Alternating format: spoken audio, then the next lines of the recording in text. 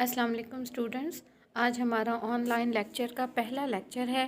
اور آج ہمارا جو ٹاپک ہے وہ ہے نواب زادہ لیاقت علی خان۔ نواب زادہ لیاقت علی خان کے بارے میں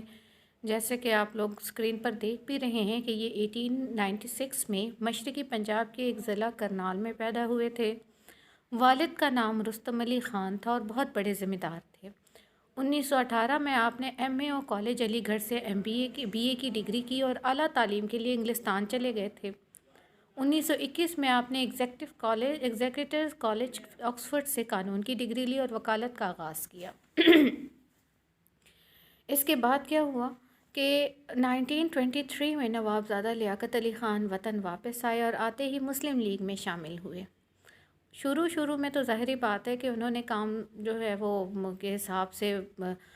کرتے رہے، لیکن فوری طور پر جو ہے وہ انہوں نے ترقی کے منازل طے کرنی شروع کر دی، اور جو سب سے اہم جو آپ کے کام ہیں ان کے بارے میں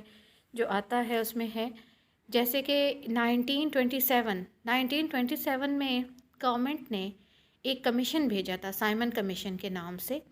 اور یہ کمیشن جو تھا اس کو انڈیا کے حالات کا جائزہ لے کر حکومت کو نئی تجاویز دینی تھی، لیکن چونکہ اس کمیشن میں تمام کے تمام لوگ گورے تھے، آل وائٹ کمیشن یعنی کہ تمام کے تمام گورے تھے، اس میں کسی ہندوستانی کو شریک نہیں کیا گیا تھا، اس لیے کانگریس نے اس کا بائیکاٹ کر لیا تھا۔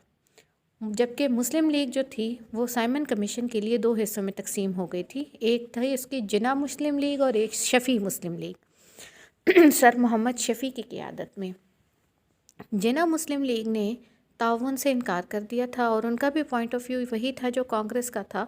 کہ گوروں کو ہندوستان کے اور ہندوستانیوں کے مسائل کے بارے میں کیسے پتہ، جبکہ اس پورے کے پورے کمیشن میں ایک بھی ہندوستانی موجود نہیں،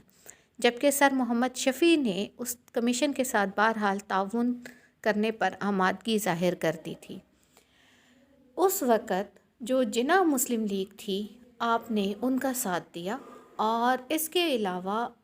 قائد اعظم کے ساتھ مل کر جو اس کے سائمن کمیشن کے جواب میں جب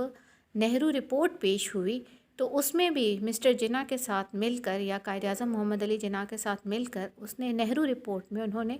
کچھ تجاویز دیں کہ اس کو اگر ترمیم کر دیا جائے تو نہرو رپورٹ کو مسلمان بھی مان لیں۔ یہ الگ بات کہ ہندوؤں نے نہرو رپورٹ میں ایک نقطے کی ترمیم سے بھی انکار کر دیا تھا، اور اس طرح ہندو مسلم اتحاد یا ہندو مسلم یونٹی کا جو ایک دور تھا وہ وہیں پر ختم ہوا، کیونکہ اس کے بعد قائد اعظم کا بہت سٹرونگ ایک ریئیکشن سامنے آیا تھا، اور انہوں نے کہا تھا کہ آج سے ہمارے راستے الگ الگ ہیں، جس کے بعد سے ہندو مسلم یونٹی یا ہندو مسلم اتحاد کا جو ایک خواب تھا وہ ختم ہو گیا تھا۔ 1936 میں قائد اعظم نے مسلم لیگ کی تنظیم نو کی، اور بعد میں اگرچہ کچھ اختلافات کی وجہ سے آپ مسلم لیگ سے الگ ہوئے، لیکن 1938 میں وہ دوبارہ مسلم لیگ میں شامل ہوئے، اور 1948 تک جب آپ کی شہادت قائد اعظم کی جب وفات تک آپ اس عہدے پر فائز رہے۔ تحریک پاکستان میں جو خدمات ہیں ان میں اہم جو آپ کا نظر آتا ہے، سب سے اہم دور ہے وہ ہے 1946 کا، جب 1946 میں پوری انڈیا میں جنرل الیکشنز ہوئے، اور ان جنرل الیکشنز میں یا عام انتخابات میں مسلم لیگ جو ہے وہ مسلمانوں کے لیے جو جداگانہ نشستیں تھیں ان سب کو حاصل کرنے میں کامیاب ہوئیں، اور اس طرح حکومت بناتے ہوئے مسلم لیگ کے وزراء کو بھی شامل کیا گیا۔ کس طریقے سے شامل کیا گیا وہ تو ایک الگ بحث ہے، لیکن بہرحال مسلم لیگ کے تمام وزراء میں سے لیاقت علی خان جو ہے ان کو جو عہدہ دیا گیا یا جو ان کا بہت اہم تھا وہ تھا وزارت خزانہ کا، اور یہ ایک ایسا منصب تھا جس کا تقاضا عام ہندوستانی سیاستدان کی نمائشی ریل پیل کے بجائے ٹھوس و تعمیری کام تھا، لہٰذا لیاقت صحیح جگہ پر پہنچ گیا تھا،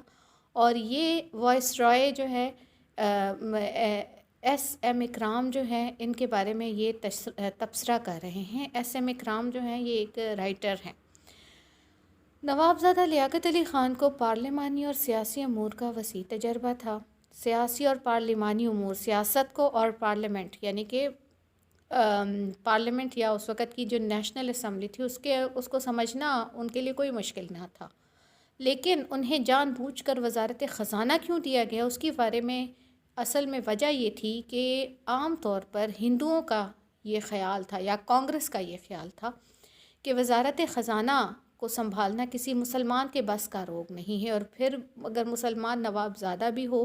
تو یہ بالکل بھی ممکن نہیں کہ ایک نواب زادہ اس عہدے کو سنبھال سکے۔ لیکن لیاقت علی خان نے بہت جلد اپنے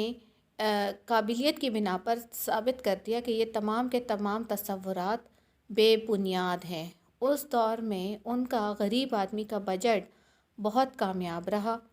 غریب آدمی کا بجٹ جو کہ لیاقت علی خان نے پیش کیا، پنڈت نہرو کے اعلانات کے عین مطابق سماجی انصاف پر مبنی تھا۔ اسلام کے اس اصول کی روشنی میں اس کو تیار کیا گیا تھا کہ ٹیکس جمع شدہ دولت پر لگنا چاہیے، نہ کہ عام صارف پر، لہٰذا یہ عام آدمی کے لیے بہترین تھا۔ نیز یہ بجٹ ٹیکس چور ہندو سرمایہ کاروں اور ناجائز دولت جمع کرنے والے کروڑ پتیوں کی تجوریوں سے پیسے نکال کر جنگ عظیم کے بعد پیدا ہونے والے معاشی بحران کا کامیاب علاج کرتا تھا۔ جنگ عظیم اس وقت جو ہوئی تھی نا، دوسری جنگ عظیم ختم ہوئی تھی، اور دوسری جنگ عظیم میں اگرچہ برطانیہ جیت تو گیا تھا لیکن بہت شدید مالی مشکلات کا شکار ہو گیا تھا، کیونکہ ظاہری بات ہے جنگ لڑنی اتنی آسان نہیں ہوتی، اس میں آپ کو فوج بھی زیادہ تعداد میں رکھنی پڑتی ہیں، فوجیوں کو خوراک دینی پڑتی ہے، ہتھیار دینے پڑتے ہیں، ان کو وردیاں دینی پڑتی ہیں، تو ظاہری بات ہے وہ جنگ اور جنگ عظیم دوئم برطانیہ جیت تو گیا تھا لیکن جتنے مالی بحران کو وہ اس وقت شکار ہو گیا تھا وہ بہرحال تاریخ کی کتابوں سے ثابت ہے۔ تقسیم ملک کے بعد لیاقت علی خان کو قائد اعظم نے پاکستان کا پہلا وزیر اعظم مقرر کیا۔ قائد اعظم کی علالت کی وجہ سے 1948 کے آغاز سے ہی معاملات کی بھاگ دوڑ زیادہ تر لیاقت علی خان کے ہاتھوں میں تھی۔ آپ لوگوں کو پتہ ہوگا کہ قائد اعظم جو تھے وہ اپنے آخری جو ایام تھے ان میں شدید علیل تھے، اور بہت مشکل سے ان سے جو ہے وہ کچھ وقت نکال کر وہ ملک کے جو ہے معاملات دیکھتے تھے۔ بہرحال ان کی وفات کے بعد ملک کی اصل بقیادت لیاقت علی خان ہی کو کرنی تھی، چنانچہ اپنی شہادت 16 اکتوبر 1951 تک وہ پاکستان کے اصل رہنما تھے۔ لیاقت علی خان کی شہادت کے بارے میں بھی تھوڑا سا میں بتا دوں۔ 16 اکتوبر 1951 کی صبح کو کیا کرتے ہیں وہ، جب گورنر جنرل کے وائکنگ طیارے کے ذریعے راولپنڈی پہنچتے ہیں، اور اسی سپہر انہیں کمپنی باغ میں ایک جلسہ عام سے خطاب کرنا تھا۔ 4 بجے کے قریب وہ جلسہ گاہ پہنچے، پہلے گارڈ آف آنرز کا معائنہ کیا اور پھر ڈائس پر تشریف لائے۔ ڈائس پر جانے کے بعد کلام پاک کی تلاوت کے بعد شیخ مسعود صادق نے راولپنڈی کے شہریوں کی طرف سے آپ کو خیر مقدم کیا اور آپ کا خیر مقدم کیا، اور اس کے بعد لیاقت علی خان تقریر کے لیے کھڑے ہوئے۔ ابھی آپ نے برادران اسلام ہی کہا تھا کہ پستول کی 2 گولیاں آپ کے سینے میں پیوست ہو گئیں، آپ لڑکڑا کر نیچے گرے، کلمہ طیبہ پڑھا، پاکستان کی سلامتی کی دعا کی اور بے ہوش ہو گئے۔ فوراً ہاسپٹل لے کے جایا گیا جہاں آپ آپریشن سے پہلے ہی جاں بحق ہو گئے۔ ان اللہ و انا الیہ راجعون۔ قائد ملت کا